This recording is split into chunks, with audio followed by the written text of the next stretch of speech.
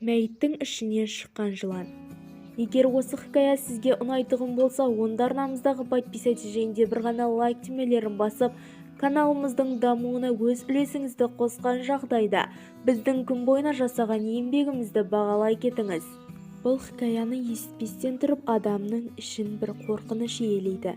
Себебі әрбір адам бір күн болмаса бір күн өлім шербетін татып алатын болып саналады. Яғни әрбір адам бұл фани дүниені қоштасады. Кейбіреулер осы дүние үшін ол дүниені ұмытқан, ал кейбіреулер ақыреттегі күнін ойлап қазір өз амалдарын амалға асырып жатыр. Жалпы айтқанда жер жүзінде адамдар көп.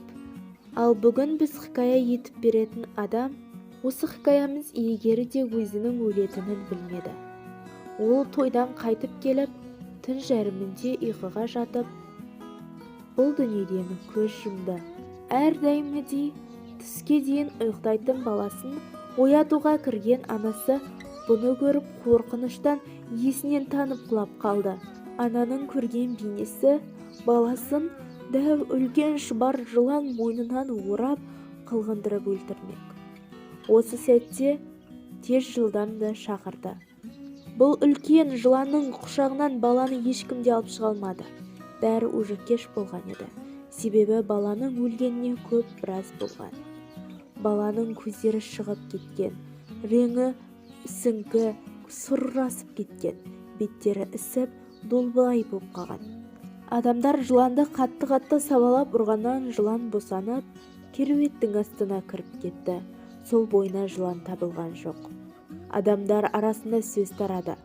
Сөздің себебі ол үйге жылан кіретінде жылан шығатында тесік не есік жоқ еді. Осы әңгімеден кейін халық арасында бала жыланның ішінен шыққан, оны бұғып өлтірген, бала мас болғаннан кейін оған қарсылық көрсете алмаған деген сөздер тарап кетті.